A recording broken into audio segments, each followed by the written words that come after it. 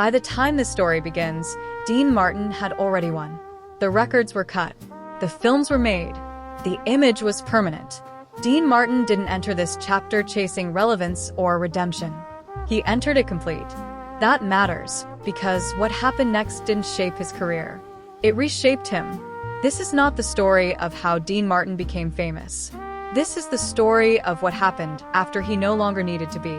In the years following his peak, Dean Martin became quieter, more selective. The public assumed it was age, or comfort, or indifference. It wasn't. Something had shifted behind the curtain, and Dean, true to form, never explained it.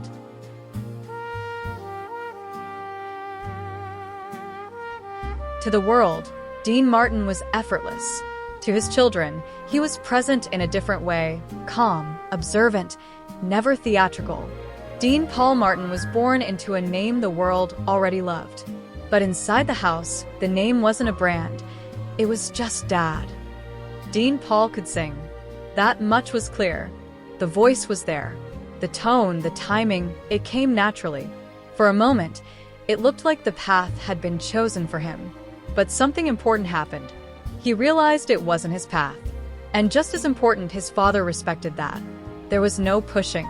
No disappointment sold to reporters. No quiet pressure behind closed doors. Dean Martin understood something many famous men never do. A child is not an extension. He is his own man. Dean Paul chose a different life. He became a pilot. He chose service over spotlight. And Dean watched with pride, not possession. This wasn't a Rat Pack story. This was a father letting his son walk his own road, without trying to follow or control it. By the time Dean Martin reached national fame, America thought it understood him. He was relaxed, unbothered, detached. He sang as if nothing weighed on him, joked as if nothing mattered, and carried himself like a man untouched by consequence. Hollywood loved that image because it asked nothing back. Dean Martin never corrected it. But the truth was quieter. Dean didn't perform emotion because he never believed it belonged to the audience. His ease wasn't carelessness, it was control. He chose what to give and what to keep. And what he kept entirely. When the Rat Pack formed, the public saw noise, laughter, drinking, bravado. What they missed was contrast. Sinatra was intensity. Sammy was electricity. Dean was the pause, the space between the lines. And in that space, Dean observed everything. He didn't dominate rooms. He measured them. The jokes about him not caring became convenient. They let people believe his calm was emptiness instead of discipline. That myth followed him everywhere, on stage, on screen, and into his private life. But behind the performances, Dean Martin was consistent in one thing. He never confused fame with identity. He worked. He delivered. And when the curtain fell, he went home.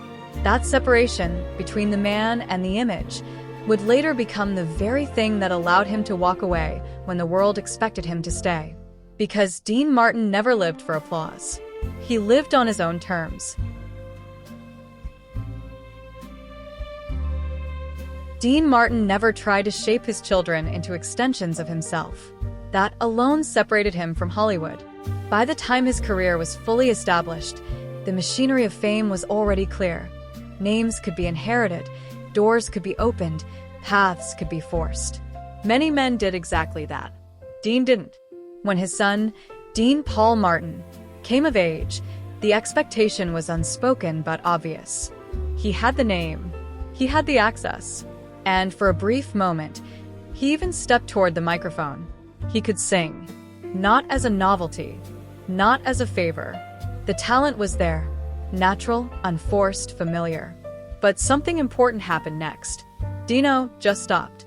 Not because he failed. Not because he was pushed out. Because it wasn't his. And in that decision, Dean Martin revealed more about himself as a father than any interview ever could. There was no pressure to continue. No insistence on legacy. No attempt to mold a successor. Dean respected the choice. That respect mattered. This was not a stage father watching an investment walk away. This was a man who understood that love does not require imitation.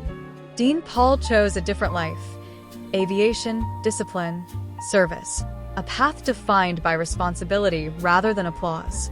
And Dean Martin, who had built his life under lights, never tried to pull him back into the glow. Their bond existed quietly, away from cameras and expectations. It was not performative. It was not documented. And because of that, it was real. In a world that demanded sons carry their fathers' names like banners, Dean Martin allowed his son to carry his own. That decision would later make the loss unbearable, not because of fame, but because of respect. The phone call did not come during a performance. There was no dramatic interruption, no public collapse beneath stage lights. It came quietly, the way the most devastating news often does. Dean Martin was not in Hollywood when he learned his son was gone. He was away from the machinery of fame, removed from the place where emotions were expected to be managed, minimized, or disguised. When the words reached him, there was no role to step into, no public face to put on. Only the reality. Dean Paul Martin had died in a military training accident, sudden, final, and unforgiving. There would be no gradual preparation, no drawn-out illness, no time to adjust to the idea of absence. One moment, his son existed in the world. The next, he did not. For a man who had spent decades mastering composure, this was the moment that broke through it completely. Those close to Dean noticed the change immediately. Not dramatic, not loud, but unmistakable. The humor did not disappear, but it dimmed. The ease softened into distance. His famously effortless charm began to feel deliberate, as if summoned rather than natural. Grief did not turn him theatrical. It turned him inward. Dean did not speak publicly about the loss in detail. He did not convert it into monologues, interviews, or meaning-making. He refused the idea that tragedy needed explanation or framing. What mattered was not what had happened, but what was missing. Friends attempted to reach him in the only ways they knew how. Members of his inner circle, including longtime collaborators and musicians, made themselves available, offering quiet presence rather than words. There was no cure they could offer, no performance that could fill the space his son had occupied. Support existed, but grief remained solitary. This was not the loss of a legacy. This was the loss of a relationship built on mutual respect. Dean had not lived through his son. He had lived alongside him. That made the absence unbearable. In the months that followed, Dean's health began to reflect the weight he carried. His body, already tired from years of work, seemed to withdraw. Energy faded. Motivation narrowed. The world that had once required his participation no longer demanded it, and he no longer answered its call. There were reports, quiet, unsettling, that Dean sought answers beyond the physical world. A psychic, not out of spectacle or superstition, but out of desperation. A father searching for some confirmation that connection did not end with death. Whether it brought comfort is unknown. What is known is that Hollywood no longer mattered. Dean Martin had already achieved everything it could offer. Fame, fortune, permanence. None of it could return what had been taken. Walking away was not dramatic. It was natural. He stepped back not because he was finished with the world, but because the world had become smaller. Grief did not destroy Dean Martin, but it reordered him. And from that moment forward, every performance, every appearance, every smile carried the quiet weight of a man who knew exactly what fame could not protect you from.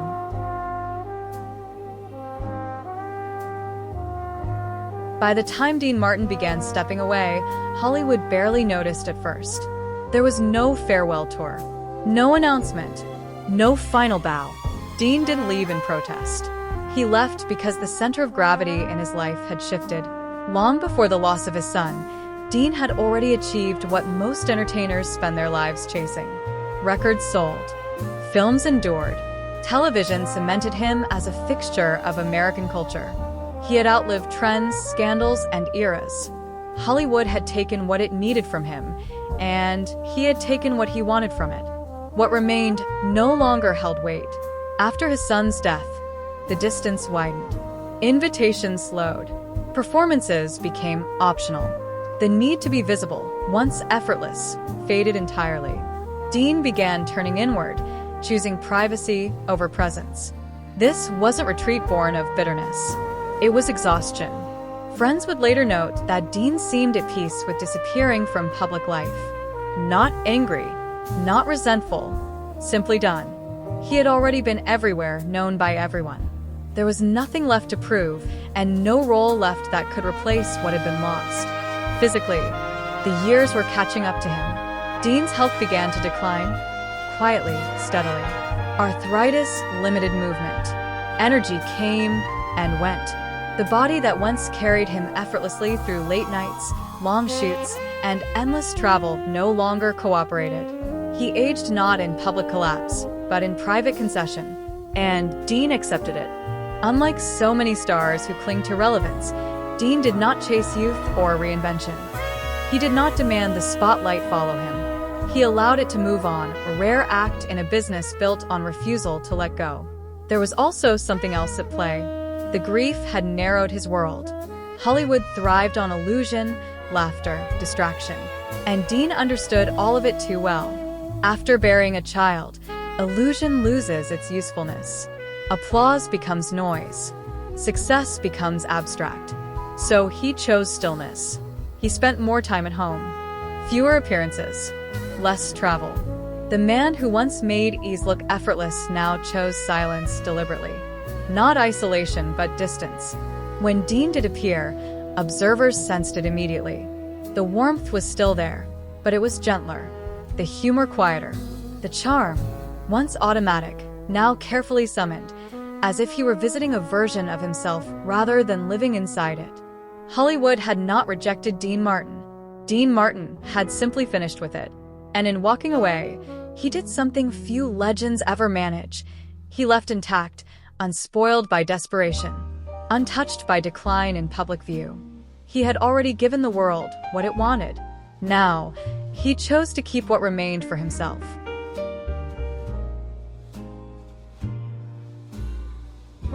The final years of Dean Martin's life did not belong to Hollywood. They belonged to memory. By the late 1990s, Dean had retreated almost entirely from public view. The man once synonymous with effortless charm now lived deliberately out of sight. He was no longer performing, no longer recording, no longer participating in the cycle that had defined most of his adult life. This was not a fall from relevance. It was a choice. Those who saw him during these years described a man softened by time, not bitterness. He was quieter, more fragile. The laughter, when it came, was genuine, not automatic. Fame no longer framed his days.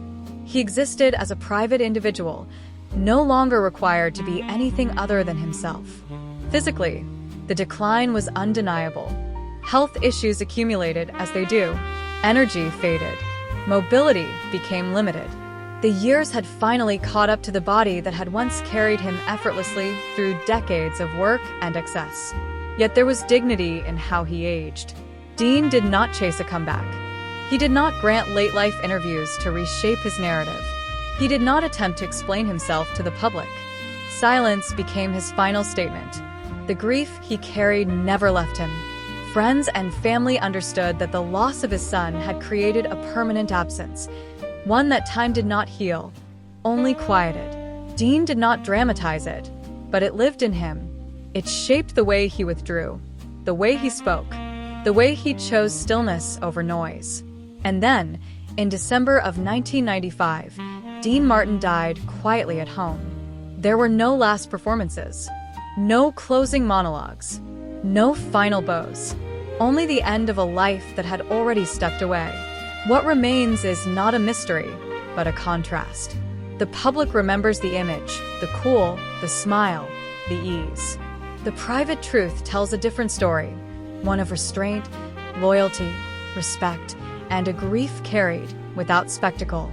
Dean Martin did not need to explain himself in death any more than he did in life. He left behind songs that still feel warm, films that still feel effortless, a legacy untouched by desperation, and a reminder, subtle but enduring, that sometimes the most honest story is the one told quietly.